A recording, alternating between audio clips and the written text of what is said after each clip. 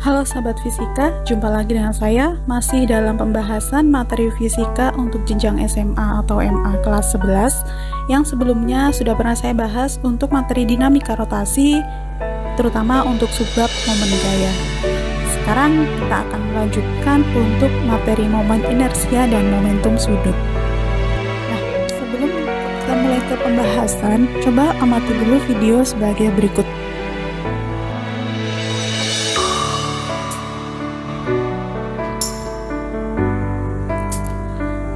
Dari video yang udah kita amati, ada video gasing ya.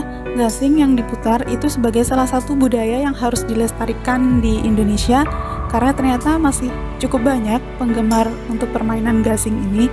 Nah, dari permainan gasing ini sebenarnya ada konsep fisika yang berlaku di sana. Konsep seperti apakah yang berlaku? Nah, hari ini akan kita pelajari tadi tentang momen inersia dan momentum sudut. Sedangkan kemarin momen gaya itu sudah pernah kita bahas, yaitu besar gaya yang digunakan untuk menggerakkan benda secara memutar atau bergerak rotasi. Nah, untuk apa itu momen inersia dan apa bedanya dengan momen gaya? Kalau momen inersia itu adalah kelembaman suatu benda, yaitu ukuran benda agar tetap berputar pada porosnya. Berapa besar inersia atau kelembaman suatu benda untuk tetap berputar pada porosnya, itu adalah momen inersia. Nah, contohnya seperti ini. Ada benda yang bermasa M, kemudian dihubungkan dengan tali, kemudian di ujung talinya itu diputar, bendanya diputar secara melingkar, bisa mendatar, bisa vertikal.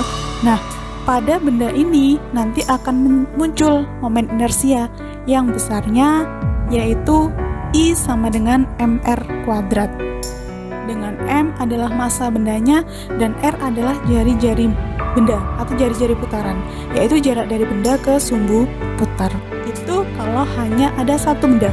Kalau misal ada lebih dari satu benda, berarti masing-masing momen inersia dari benda-benda tadi itu tinggal dijumlahkan. Karena momen inersia itu besaran skalar, sehingga dia tidak memiliki arah. Selanjutnya yaitu untuk nilai momen inersia pada beberapa benda homogen. Ini adalah benda-benda yang sering muncul dalam kehidupan sehari-hari, juga sering muncul dalam soal fisika. Maka perlu kalian hafalkan berapa nilai konstanta untuk masing-masing benda homogen ini. Contohnya pada batang silinder. Kalau batang silinder diputar di poros, maka konstantanya adalah 1/12, sehingga momen inersianya adalah 1/12 ml kuadrat dengan L adalah panjang batang. Tapi jika batang silindernya diputar di ujung, maka nilai konstantanya adalah 1/3, sehingga momen inersianya adalah 1/3 ml kuadrat dengan L adalah panjang batang. Nah, beda lagi dengan bola pejal. Kalau bola pejal, besar konstantanya adalah 2/5, sehingga besar momen inersia pada bola pejal adalah 2/5 mr kuadrat. Nah, silahkan diperhatikan untuk masing-masing nilai konstanta pada masing-masing benda homogen ini ya. Kalau perlu silahkan dicatat yang rapi dan dihafalkan untuk nilai konstantanya. Oke, selanjutnya ada benda yang bergerak rotasi.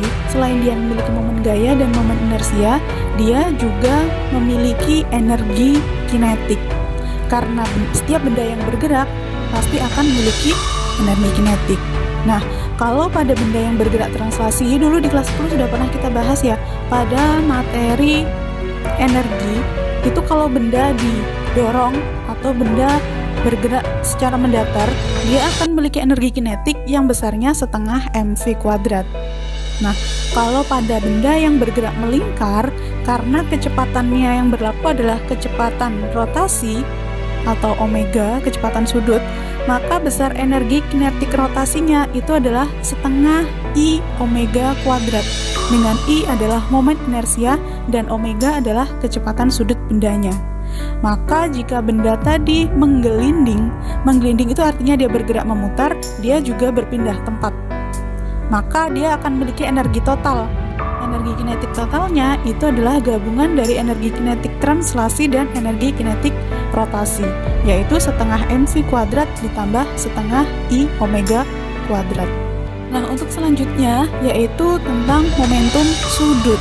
Dulu di kelas 10 sudah pernah kita bahas tentang momentum, yaitu kemampuan untuk menghentikan gerakan benda. Sekarang karena kita yang bahasnya adalah benda bergerak rotasi, maka ada juga besaran yang kita butuhkan untuk menghentikan benda yang bergerak memutar. Besaran itu kita sebutnya sebagai momentum sudut. Nah, momentum sudut itu untuk rumusnya bisa kita transformasikan dari momentum linear. Dulu di kelas 10 besar momentum linear itu P sama dengan M kali V, dengan P adalah momentum, M adalah massa, dan V adalah kecepatan. Maka dalam momentum sudut, simbol momentum sudutnya diganti menjadi L, kemudian besar massanya adalah momen inersia, dan besar kecepatannya adalah kecepatan sudut yaitu omega, sehingga besar momentum sudut L sama dengan I dikali omega. Nah, dari video yang tadi sudah kita lihat yaitu tentang gerakan gasing, bagaimana jenis gerakan gasingnya. Ternyata gasing itu bergeraknya secara memutar, sehingga dia akan melakukan gerakan rotasi. Nah, mengapa saat berputar dengan kecepatan seperti tadi itu gasingnya sulit dijatuhkan?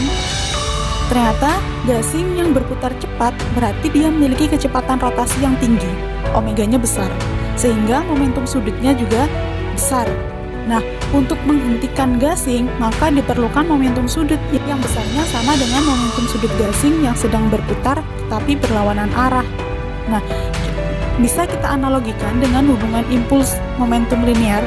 Jika F kali delta T itu sama dengan P, dulu di kelas 10 sudah pernah kita bahas ya, momentum P itu selain M kali V juga bisa dicari dari perubahan impuls atau F kali delta T.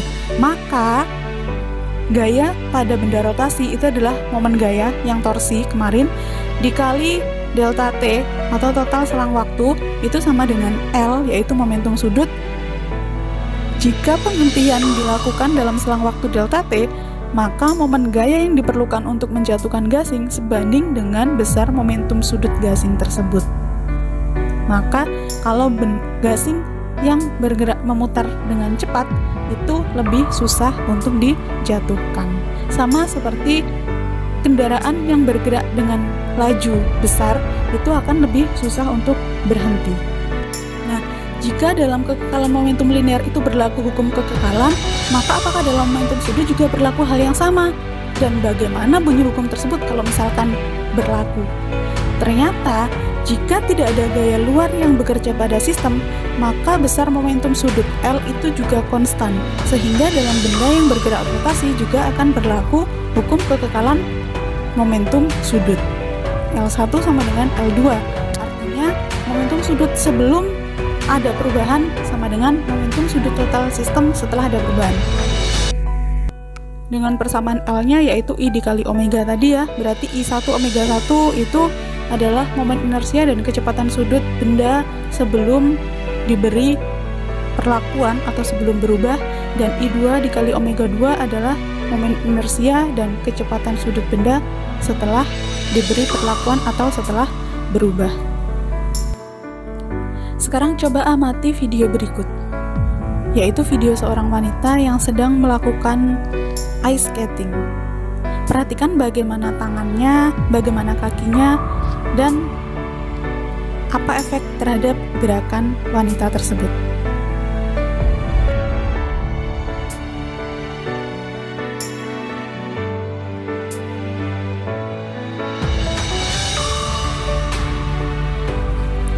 Nah, dari video yang sudah kita amati tadi, ada seorang wanita yang bermain ice skating.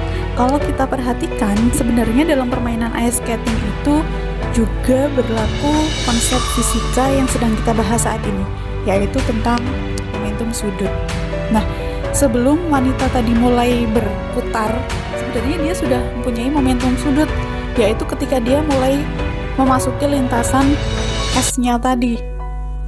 Nah, kemudian kalau kita perhatikan, ketika wanita ini berputar, awalnya dengan tangan terentang dan kaki terentang, dia berputar dengan agak santai ya. Kemudian kakinya diturunkan dan tangannya mulai ditangkupkan, maka gerakannya menjadi berubah, menjadi lebih cepat. Nah, kira-kira kenapa bisa menjadi lebih cepat seperti ini? Seperti konsep yang sudah kita bahas sebelumnya, yaitu tentang hukum kekekalan momentum, baik itu momentum linear maupun momentum sudut, yaitu keadaan pada benda yang sama, pada keadaan sistem yang sama, sebelum terjadi perubahan dan setelah terjadi perubahan, itu mereka tetap memiliki momentum yang sama, yaitu momentum linear dan momentum sudut. Nah, pada kasus yang kita bahas ini karena orangnya bergerak memutar, maka kita fokuskan pembahasan pada momentum sudut. Nah, momentum sudut tadi dipengaruhi oleh dua hal, yaitu momen inersia dan kecepatan sudut. Sedangkan momen inersia itu dipengaruhi oleh massa dan jari-jari lintasan. Kalau kita perhatikan di sini, karena orangnya masih sama, berarti dia memiliki massa yang sama. Artinya massa tidak berpengaruh pada gerakan wanita ini. Berarti yang berpengaruh itu nanti tinggal jari-jari. Karena momentum sudutnya sama, maka ketika jari-jarinya berubah, otomatis kecepatan sudutnya juga akan berubah. Maka jika kita amati ketika tangan wanita tadi masih terentang, dia bergeraknya dengan agak lambat. Kemudian ketika tangannya mulai ditangkupkan, itu artinya dia mengecilkan jari-jari. Maka karena momentum sudutnya harus tetap sama, ketika jari-jarinya menjadi lebih kecil, berarti momen inersianya menjadi lebih kecil. Maka supaya momentum sudutnya tetap, kecepatan sudutnya harus meningkat. Maka akibatnya yang kita lihat tadi, wanitanya menjadi bergerak lebih cepat ketika tangannya ditangkupkan. Nah, untuk mengubah kecepatan gerakan wanita tadi, yang dilakukan itu hanya merentangkan atau menangkupkan tangan. Artinya, untuk merubah kecepatan sudut pada sistem ini, kita hanya merubah jari-jari rotasinya. Oke, sekarang kita masuk ke contoh soal. Ada dua contoh soal nanti yang akan saya bahas. Contoh soal yang pertama, di sini ada batang homogen AB yang panjangnya 60 cm, bermassa 3 kg diputar dengan sumbu putar tegak lurus batang, berjarak sepertiga L dari ujung A, dengan L adalah panjang batang AB. Nah, berapakah momen inersia batang AB tersebut? Oke, kalau kita lihat dari gambar, ada batang homogen AB seperti ini ya. Kemudian kita bagi menjadi 2/3 dan 2/3 bagian. Kemudian ada sumbu putarnya yang tegak lurus dengan batang. Artinya kalau batangnya horizontal, maka sumbunya akan vertikal. Kemudian jarak dari titik A ke sumbu putar adalah 1/3 L dan jarak sumbu putar ke titik B adalah 2/3 L. Maka dari sini bisa kita ketahui tadi panjang batang awal yaitu AB 60 cm atau 0,6 meter. Kemudian panjang A 1/3 dari L berarti 1/3 dari 60 cm atau 1/3 dari 0,6 meter yaitu 0,2 meter. Dan panjang B 2/3 dari 0,6 meter yaitu 0,4 meter. Kemudian massa total batang tadi adalah 3 kg. Berarti massa untuk benda A, karena di sini satu batang dibagi menjadi 2 bagian, kita anggap massa A dan massa B itu berpisah atau berbeda. Maka massa A-nya sesuai dengan bagian A tadi adalah 1/3 bagian dari batang, berarti 1/3 dari massa total, yaitu 1 kg, dan massa B adalah sisanya berarti 2 kg. Berapakah momen inersia total batang tersebut? Nah, kita analogikan batang homogen tadi, besar momen inersianya kalau diputar di ujung batang, itu adalah 1/3 mL² dengan L adalah panjang batang. Maka di sini bisa juga kita tulis ada dua benda, yaitu benda A dan benda B. Untuk benda A, momen inersianya adalah 1/3 mLA², dan benda B, besar momen inersianya adalah 1/3 mB/LB². Dengan MA tadi adalah 1 kg dan LA adalah 0,2 meter, sehingga kita masukkan ketemu momen inersia. A-nya adalah 4/300 kg meter kuadrat, dan momen inersia B-nya kita masukkan tadi, massa B-nya adalah 2 kg dan LB-nya adalah 0,4, sehingga ketemu momen inersia B-nya adalah 32/300 kg meter kuadrat. Sehingga totalnya bisa kita dapatkan dari penjumlahan momen inersia A ditambah momen inersia B, berarti 4/300 ditambah 32/300, yaitu 36/300, atau kita sederhanakan menjadi 12/100 sama dengan 0,12 kg meter kuadrat. Nah, ini adalah momen inersia total batang AB tadi yang diputar 2/3 dari sumbu A. Untuk soal yang kedua, ada sebuah benda dengan momen inersia 2 kg meter kuadrat dan berotasi dengan kecepatan sudut 20 radian per sekon. Berapakah momentum sudut benda tersebut? Oke, dari soal ini berarti bisa kita tulis, diketahuinya ada momen inersia I sama dengan 2 kg meter kuadrat dan kecepatan sudut atau omega sama dengan 20 radian per sekon. Yang ditanyakan adalah momentum sudut L yang tadi persamaannya kita sudah ketahui, yaitu L sama dengan I omega kuadrat, sehingga bisa langsung kita masukkan I-nya 2, omeganya 20. Maka momentum sudut L-nya sama dengan 40 kg meter kuadrat per sekon. Nah, dari akhir pembahasan dua contoh soal tadi berarti berakhir pula pembelajaran kita untuk kali ini. Kita simpulkan secara bersama. Yang sudah kita pelajari tadi ada momen inersia, kemudian energi kinetik rotasi, dan momentum sudut. Untuk momen inersia, yaitu ukuran kelembaban suatu benda untuk tetap berputar pada porosnya, yang besarnya sama dengan I sama dengan mr kuadrat, dengan I adalah momen inersia, m adalah massa, dan r adalah jari-jari rotasi. Kemudian momen inersia ini termasuk besaran skalar sehingga dia tidak memiliki arah, maka jika ada lebih dari satu benda yang berputar bersamaan, momen inersia totalnya langsung dijumlahkan. Yang kedua adalah energi kinetik rotasi. Sama halnya benda yang bergerak secara translasi, benda yang bergerak secara memutar juga akan memiliki energi kinetik yang besarnya sama dengan setengah I omega kuadrat, dengan I adalah momen inersia dan omega adalah kecepatan sudut. Kemudian kalau ada benda yang bergerak menggelinding, berarti dia bergerak secara rotasi dan translasi, maka energi kinetik totalnya adalah gabungan dari energi kinetik translasi setengah mv kuadrat ditambah energi kinetik rotasi setengah I omega kuadrat. Yang terakhir adalah momentum sudut, yaitu ukuran untuk menghentikan gerakan benda secara memutar.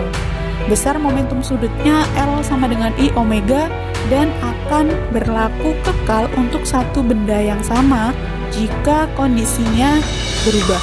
Maka akan berlaku hukum kekekalan momentum sudut L jika tidak ada momen gaya luar yang bekerja pada sistem. Nah, demikian pembahasan kita untuk kali ini. Sampai ketemu di pembahasan fisika materi selanjutnya. Sampai jumpa. Salam fisika.